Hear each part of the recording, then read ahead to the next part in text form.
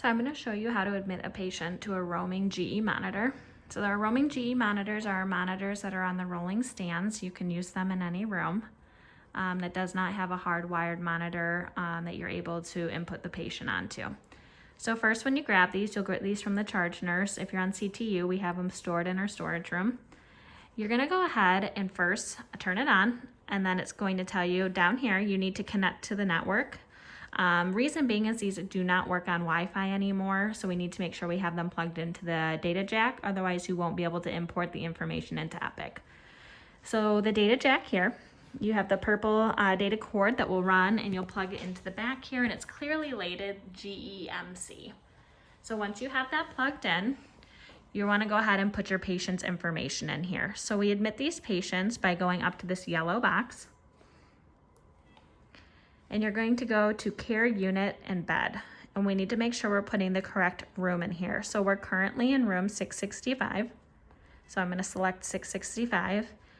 And then I need to make sure I'm putting the correct telemetry monitoring pack on here so I'm observing my correct patient. Before you do this, you want to make sure you notify monitor room so it does not bump them off from the monitor room being able to view the patient. So you want to select patient and go to ECG source and confirm you have the correct pack. So typically it'll pull up all of the pack numbers.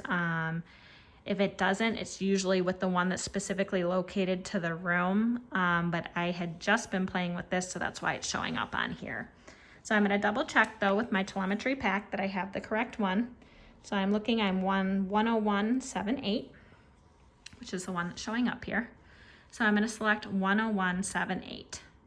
And then I want to hit confirm. And then your patient should show up on here. So once your patient shows up, you're going to go ahead. If you need to set up other vital signs, you can set up the blood pressure here by just selecting that and go to cycle and start cycling. You can also watch their SpO2 if they're on the SpO2 cable. So now that we have them admitted, you'd be able to go ahead and import this information into Epic because we're plugged into, again, the GEMC data jack. But if you're ready to go ahead and discharge the patient, you'll go ahead and go back up to our icon here that says Tele 665, and you're going to hit select discharge patient. And just like with our hardwired monitors mounted in the rooms, you want to be careful and make sure you select monitor only. If you select telemetry or both, it will also kick them off of their telemetry pack, and neither you nor monitor room will be able to view them anymore. So please make sure you're selecting the correct option. So you can hit monitor, and this will boot them off.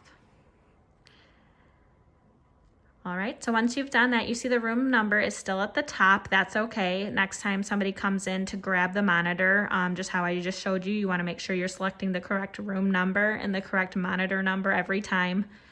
So you make sure you have them in the right location. When you're done, just go ahead, hit the power button, and it'll prompt you to select it again, or it'll automatically turn off in 10 seconds. So you can hit it again. Make sure you wipe these down, and you'll go ahead and return to the charge nurse, who will put them back in our storage room so we can easily locate them when we need them. There's also a really nice little user guide located in the baskets in case you forget how to use these, that walks you through step by step on how to admit and discharge patients out of the monitor.